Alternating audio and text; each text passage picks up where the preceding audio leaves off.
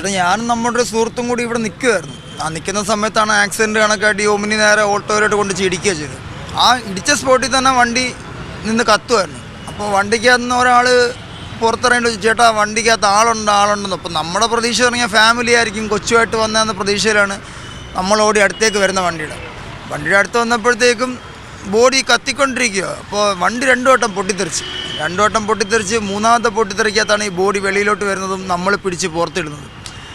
അവസാനമാണ് അറിയുന്നത് അത് ലേഡിയാണെന്നുള്ളത് നമ്മൾ അവസാനമാണ് അറിയുന്നത്. പിന്നാണ് പോലീസുകാരും ഫയർഫോഴ്സ് ആംബുലൻസ് എല്ലാം വരുമ്പോഴത്തേക്ക് നമ്മൾ അറിയുന്നത് എനിക്ക് ആസൂത്രമായിട്ടുള്ള പരിപാടിയോ കാര്യങ്ങളാണ്. അതുവരെ നമുക്കൊന്നും അറിയില്ലായിരുന്നു. കണ്ടിരുന്നു. അപ്പോൾ പുള്ളിക്കാരൻ അങ്ങോട്ട് റോഡിലോട്ട് ഓടിയ സമയത്താണ് ഈ കത്തിക്കൊണ്ടിരുന്ന വണ്ടിയിൽ നിന്ന് ഇറങ്ങി പയ്യൻ ചേട്ടാ പപ്പനാണ് വണ്ടി കത്തിച്ചത്, ഒരു 3 വട്ടം പറയും. അപ്പോൾ നമുക്കാരെയും അറിയില്ല. നമ്മൾ സ്വാഭാവികമായിട്ട് ഒരു ആക്സിഡൻറ്റ് സംഭവിച്ചു, ചെന്ന് രക്ഷപ്പെടുത്താനാണ് നമ്മൾ നോക്കിക്കൊണ്ടിരുന്നത്.